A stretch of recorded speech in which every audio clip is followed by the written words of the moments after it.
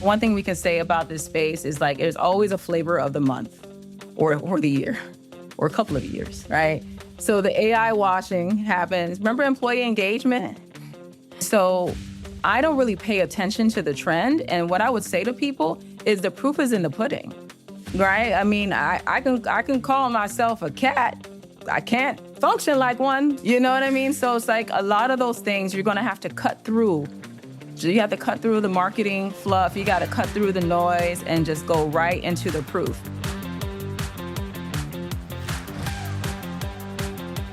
Hey everyone, welcome back to another episode of WorkTech Weekly. I'm Steve Smith, Managing Director of Growth at RepCap. The HCM market is one of the noisiest spaces in enterprise software right now. Every vendor claims to be AI native, every platform promises transformation, and most buyers are struggling to figure out what any of it actually means for their organization. Today I'm joined by Opal Wagnac, Global Head of Market Positioning and Strategy at Darwinbox. Darwinbox is an AI-native HCM platform built for scale with a strong track record across some of the most densely populated markets in the world, and now is making a serious push into North America. Opal came up as an engineer and spent 19 years at Ultimate Software before moving into go-to-market leadership. She brings a rare combination of technical depth and commercial instinct to this conversation. And in this conversation, we talk about what it takes to break into the US market, why most global HCM players get it wrong, and what Darwinbox is doing differently with AI and product differentiation. If you're thinking about where the next wave of disruption in HCM is coming from, this is a conversation worth your time. Let's get into it. Opal, welcome to the podcast. Thank you. Thank you so much for having me, Steve. I was looking forward to this since our first conversation. I have been as well. It was really great to get to meet you finally after, hearing about you for so many years. And it was such a lively conversation. I knew I had to have you on the podcast because you've got a lot of perspectives and opinions, and some of them are spicy. So I'm hoping we can get some of that on video today. Yeah, it's something my mom always said. I'm never short of opinions. So yeah. Well, why don't we start with, talking a little bit about your background in your career journey. I know that you kind of came out of software development before moving into go-to-market executive positions. What was that journey like? Wow, that was an interesting one. So my background is I've always been an engineer, even still an engineer at heart. And I actually, when I graduated from college, I went to Columbia University and I graduated with a degree in electrical engineering. I wanted to do semiconductors. I wanted to build the brain that was inside the computer. Like that was my jam. And I started to look into the industry and I didn't really care for how it looked. Like for me, I needed to be someplace that was a little bit more alive. And at the time, it wasn't the most liveliest of places. And I said, you know what, let me look into consulting. Right. And I had some offers and I was just like, you know what? This one's in DC. I was living in New York City, graduated, with my degree and I'm broke. Right. And as her consulting, they pay for your travel and you can have fun on their dime. So yes, let's go. Let's go for it. So I moved to DC and I started working for CGI. And I did that for about 5 years. What I loved the most was it made me a continuous learner because of the different types of clients that I would engage with to build solutions. So not only understand their business model, but understand the problem that they want to solve. That was my thing. Like that kept me energized. And that, I guess it fed the engineering nature, that part of me, the most. But then one thing that DC lacked was I didn't care for winter anymore. So I was like, all right, well, this is my last winter. Period. And I packed my bags and I went back to South Florida, where I was raised. And being in South Florida, of course, it's like, okay, great. I'm back in my climate. I'm back in my zone. Now I need a job. Right?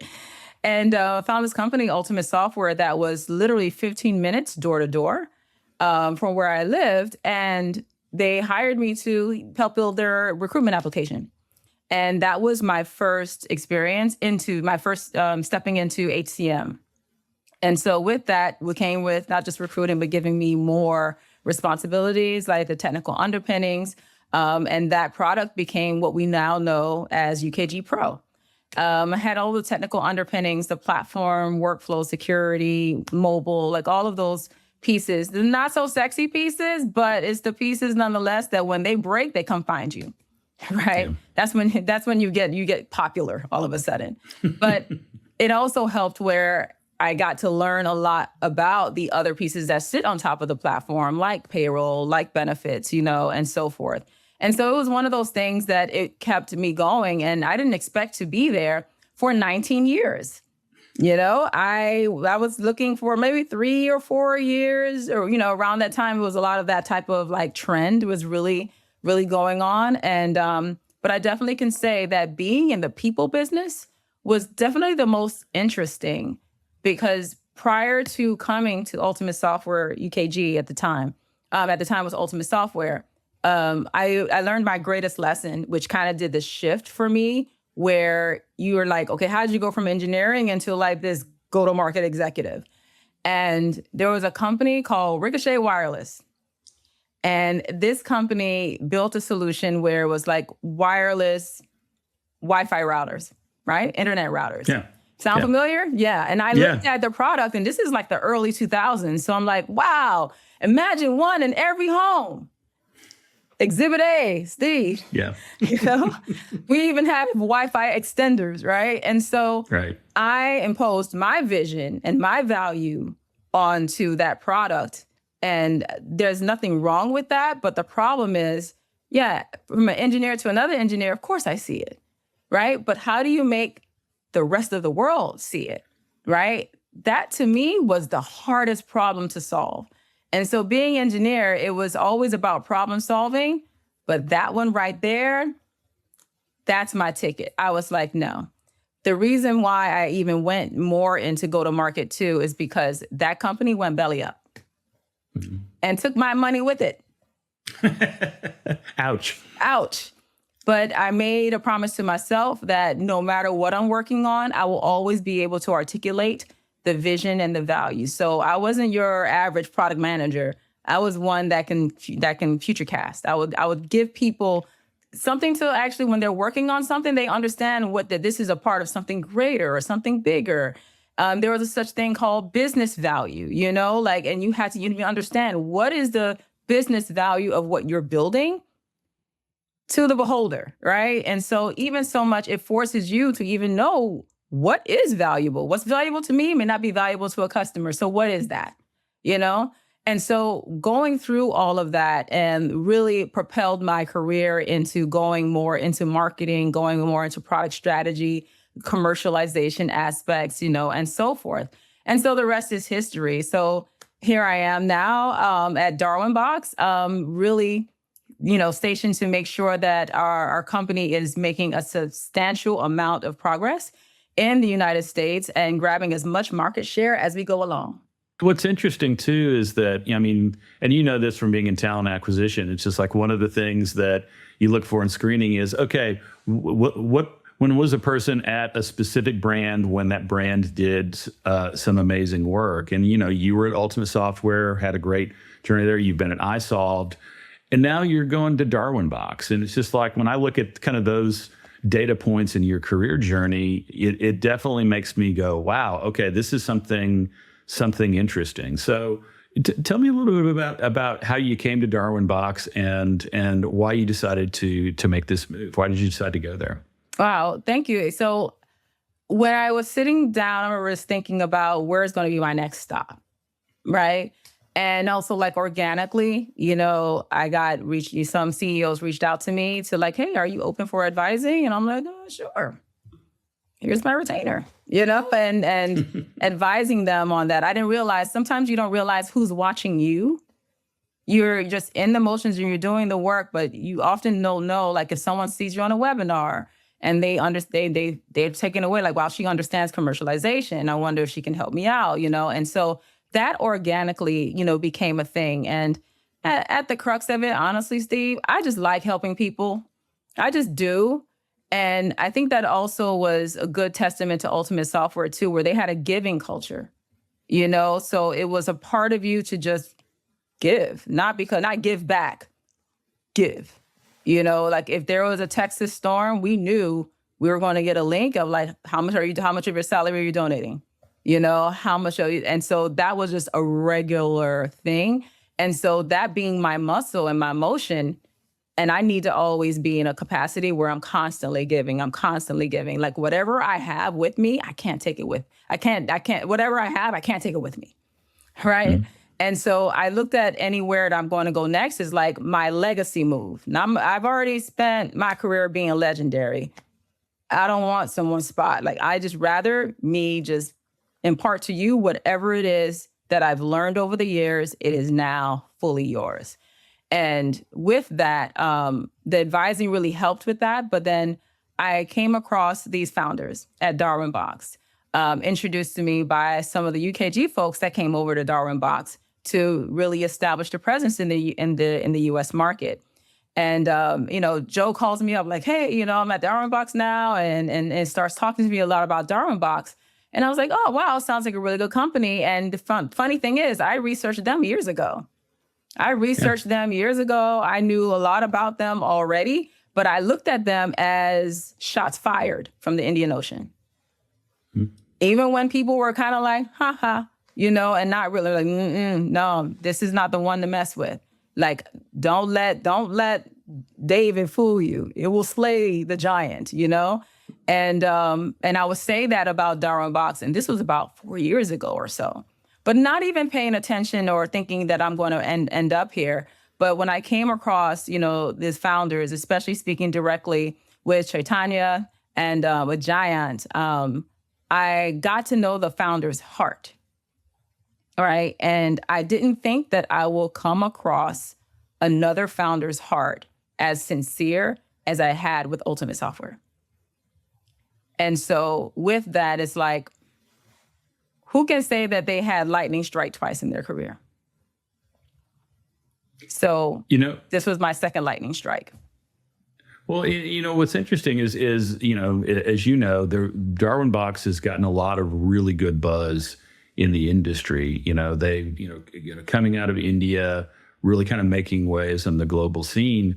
But I think that one thing that has, I think, sort of been a question for me is I've seen a lot of international companies come into the U.S., and it isn't always a smooth road. It's not always an easy path, and a lot of that is the things that got you places where you were coming from aren't necessarily the things that will translate into a new market.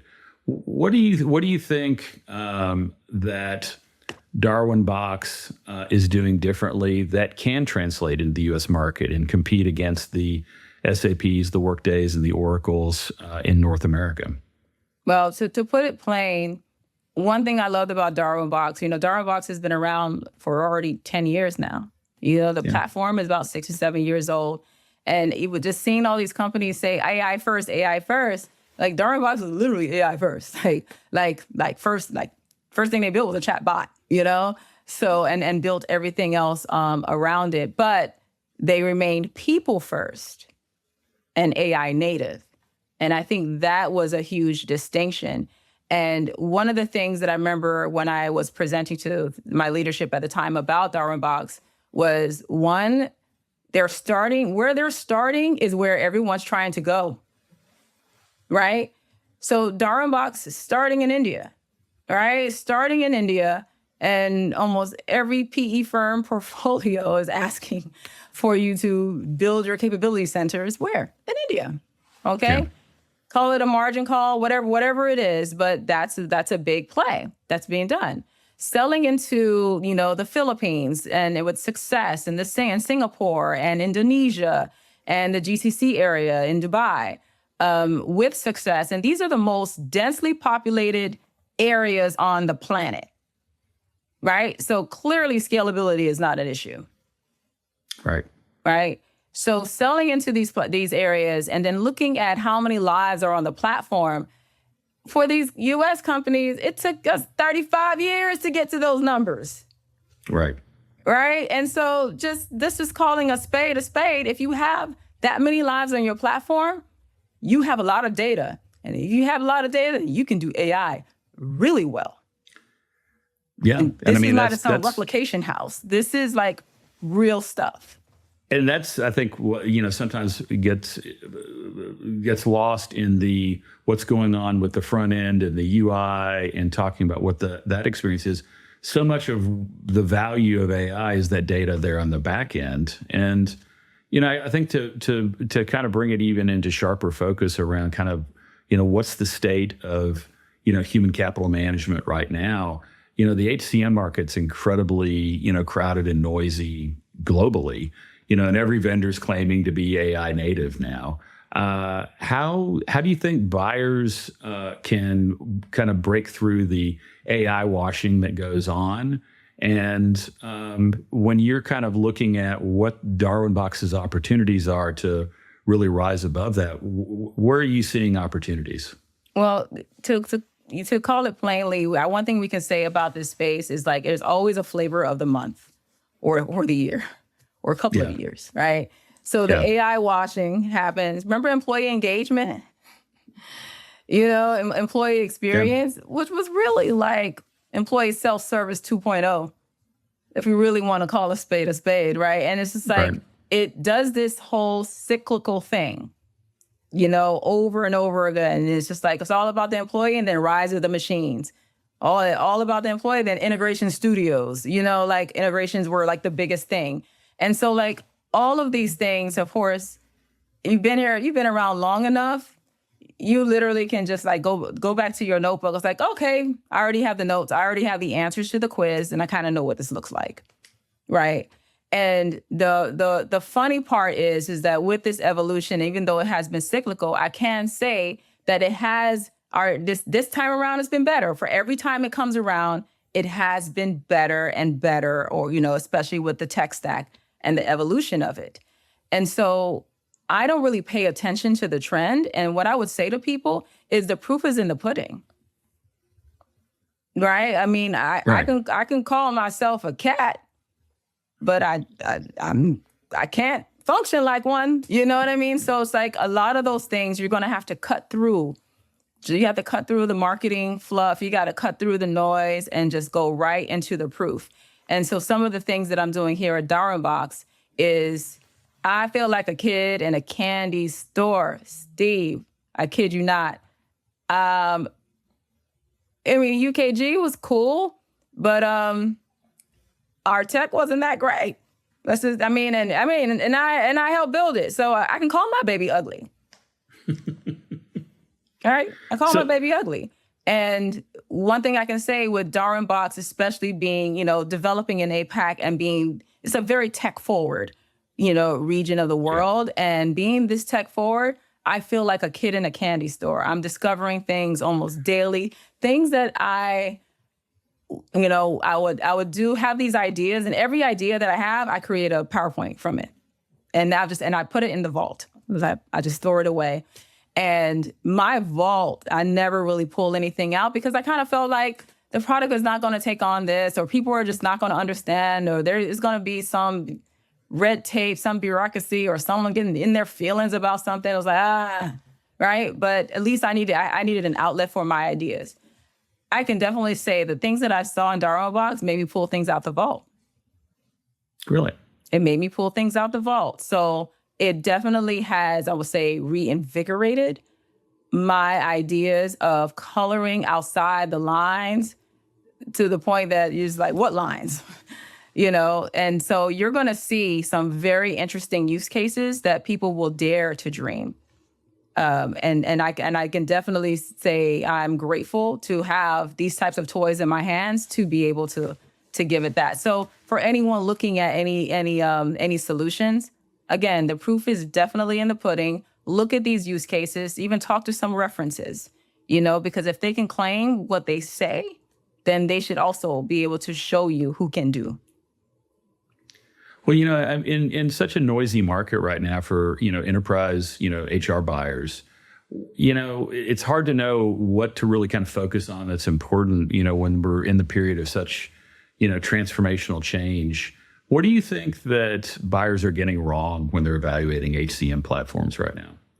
To quote my friend, Chris Harvey, He just said it the other day. He said they're going through their evaluation, just looking for their next HCM. And instead of looking for your next HCM, look for your last HCM, right? This is the part where you get to dream, right?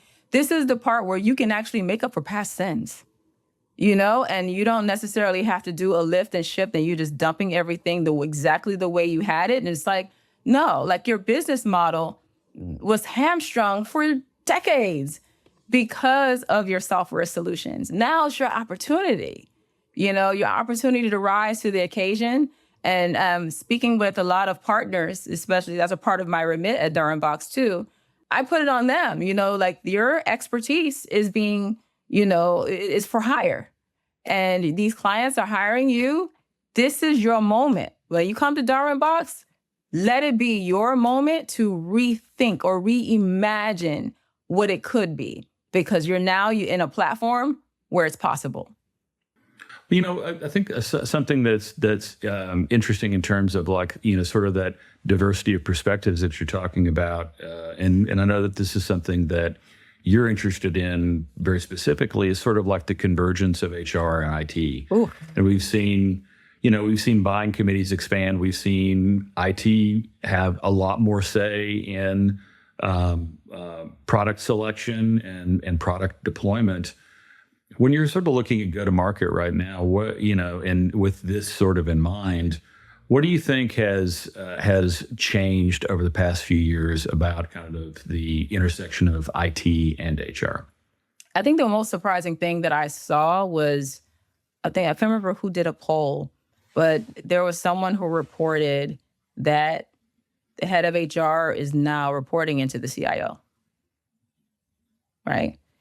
And it was like, shots fired, can't believe this, And it's like, whoa, right. Let's think this through. In essence, HR and IT are in service of the organization. That's what they do. They're in service of the organization, in particular the employees, right? They're a shared service on top of that. They don't belong to development. They don't belong to marketing. They really are pretty much ubiquitous across the entire organization. And as a shared service, they even have a ticketing system, right? So when you look at something like ServiceNow was pretty much pointing to it for a very, very long time, right? So the ticketing system from IT, guess what? HR service delivery, you too, right? That same case management, that same delivery system, it was just baptized in a lake of IT, But no matter what, when you see those types of, they may have the same goals, but they manifest differently, right? And I think that with AI being a catalyst, is forcing them to come to the table. Before, they would not just be like back to back. Just I'll tell you when to come into my evaluation for my product that I'm purchasing with my money and my budget, Now, right. Actually, this is like my second day on the job here at Darwinbox. I joined a sales call. It was very interesting because you had your typical, it's like, you have payroll, you have HR, you have everyone coming in the room, and it's like, oh, nice, and they're seeing the product and they're commenting and everything. And they always have the guy or group of guys from IT, and they're like in the back, arms folded, like, how long do I have to be here? Do I get up to go use the bathroom now? Like, what is it, right? And they would start to ask questions, and so I saw for the first time in my life, IT go from this to this. And what did it? When they saw what they can do and what they can get rid of. So the enablement of your solutions is not just, HR is good to get you in the room, but you got to win the room now, right? And so Stacey Harris called out where she saw in the data that budgets were being shifted, all right? More and more budgets were being shifted from HR to IT, with AI being that catalyst, being that connective tissue as to the reason why it needs to live there and the consolidation of it. And so one of the things that when we showed was Darwinbox's super agent. We were the first to build a model context server, protocol server, MCP server. And what that does is it allows you to be able to engage agent to agent, and having that type of server that's built up, you literally can just be in Darwinbox and you're like doing someone's performance review. And it's like, this is a seller, right? It's like, it's an AE. And it's like, okay, let me go. Like, what was their pipeline like last year, right? And it knows, you're asking me a question that's not from my domain, but it's from HubSpot's domain or Salesforce's domain. Let me go give this prompt to them and then render back the results, right? Without you having to switch context, because that is also another thing where the conundrum of all these AIs is like, everybody having one. Now you basically created this AI ghetto, in the ecosystem where people are trying to like, okay, I'm going to use ChatGPT for this, Claude for that. Oh yeah. Gemini for this, or and you have your favorites, but then it's kind of crazy. You now need like a quarterback play card just to figure out like what play are you going to run this time. But the Darwinbox super agents eliminates all of that. It eliminates all of that where it can just understand context and it understands, I know exactly which agents I need to go deploy, which AI I need to go deploy to be able to render back the solution to you. And so we show that, and they're just like, hold the phone. I'll be right back, And so that has always been, it was a regular thing for people at Darwinbox, but it was my first time seeing it. And so seeing the audience reaction really left me bewildered, like, so this HRIT convergence, this is what it's looked like. But for the life of me, Steve, I'm trying to call it something. And maybe I don't call it anything, but I do want to recognize that the behavior shift, the change altogether. Well, I mean, one thing I'm wondering is like, looking ahead over the next, 12 to 18 months, what does success look like for Darwinbox in America? I mean, not just revenue, but, where do you want the brand to land in the minds of buyers and analysts? Well, I want people to look at Darwinbox and really go through those emotions, right? Like, wow, why didn't I think of that? Or, man, this makes so much sense. Or, we should do this now rather than later, right? So again, we sell to people. We don't sell to robots. We sell to people and not machines. And people, no matter what, it's always an emotional buy. I don't care if it's a new phone or whatever. It's always an emotional buy. And we want to make sure that people are feeling those things when they're purchasing, when they're using, when they're renewing, and it needs to be on a continuous stream. And so with that, I want people to look at Darwinbox as that Darwinbox gave me agency, right? One thing about agency is it's about using your voice. It's about, it's actually like liberation, at the same time too. And so looking at agency in the very sense of the word, like even just, I think we use the word autonomous, making your people autonomous, and we'll be like, no, I don't want them to just do whatever they want to do. No, and then of course the agents replacing, no, we don't want agents replacing them.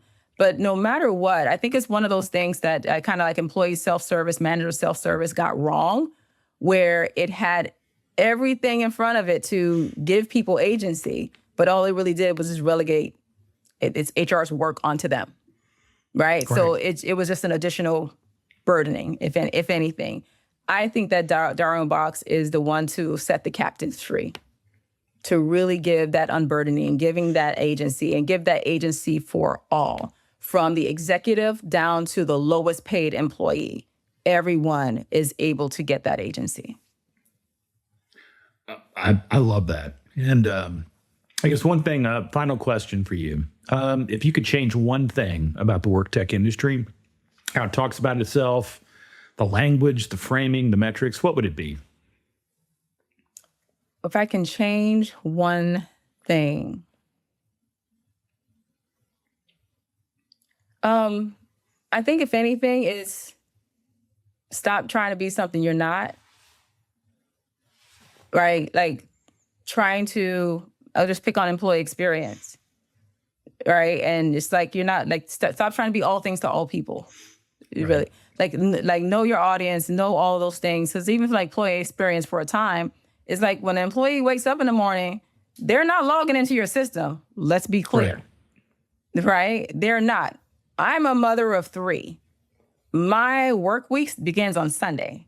I'm not logging into your system, right? So if you're really going to do employee experience and do it right, if you're not meeting me where my experience is, I just happen to be an employee of yours, then those are things. So like, I feel like stop reaching, and just tell it like it is. What is it that you're doing, and not trying to just be something that you're not. You know what? That was going to be the last question, but what you just said was so interesting that I want to ask you one more question. What you're touching on, is something that HR platforms have been trying to do. They want to be that destination app, that destination solution. And I think that there's an aspect to that is, like you touched on, it's like, no, that's not going to be, you're not going to be the place I go. Yeah. Do you think that necessarily has to be that case, or do you think that there is something that could change that with HCM solutions? I don't think. I mean, it's nice to want those things, but listen, that's not your lot in life, right? That's not your lane. And I think just stay in your lane. So like I was just saying to some of the product folks before, that when people log into your HCM, you've already made up your mind what you're going to do. Right. Let me go run payroll. Let me go run this report. Like you've already committed, right? And then you're frustrated when you can't find it. Like that's how committed you are, or can't execute on it. That's how, like, no one's like logging in. Let me see what Steve's doing. What's popping? Hey, Steve, what you do this week? Like no one's logging in for that. Right. And I can just say that for the U.S. market. I can't really speak for other geos, right? But if it's not that, if it's not that social atmosphere or that thing, it's like, but that people are multidimensional. Like, if you're logged into your HCM all day, there's a problem. That's actually a sign of a problem. And if anything, Darwinbox is positioned as the people partner within the ecosystem, feeding context to Microsoft Copilot, right? So that you're using Copilot and it provides that context along with it, so it understands like, oh, you're asking about something. Let me see how much PTO accrual you got because you're looking at vacations. Oh, let me give you some options so you don't have to, deplete your bucket. Those types of things. It's like, be that people partner in the ecosystem and stop forcing people to put them someplace where it's very, very difficult. And I think that B2B needs to stay B2B. The B2C is a whole nother animal. But meeting people where they are, I think that is that's a noble aspiration for any solution. Very noble. Don't make them work harder than they have to. Mm-hmm. Yeah, just meet them where they are, and you're done. You still get to surface to them all the things and provide the value, right? And they're able to receive it, and and so forth. So to me, the job is done. Just because no one looked at your pretty UI that you spent years doing, you need to get over that real quick, right? Someone's going to look at it. It doesn't have to be everyone. Well, Opal, thank you so much for your time today. This has been a great conversation, and I'm looking forward to seeing where you and Darwinbox are going from here. Yes, me too. Thank you so much for inviting me, Steve. Happy to have you here. Thank you. Thanks. Most companies go into an HCM evaluation looking for their next system. Opal's argument is that you should be looking for your last one. This is the moment to reimagine what the business could look like if the software wasn't holding it back. Not a lift and shift, a fresh start. That reframe matters because the technology has always caught up with the ambition. The story Opal tells about walking into a sales demo and watching the IT team going from arms folded to leaning forward is one of those moments that says more than any slide could. Something shifted in that room, and that kind of shift is actually what moves organizations. The companies that figure this out won't just buy better software. they'll build differently. They think differently about what their people can do when the system is working for them instead of the other way around.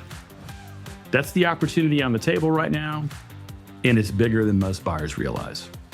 If you enjoyed this episode, make sure to subscribe to WorkTech Weekly on Apple Podcasts, Spotify, or YouTube Music.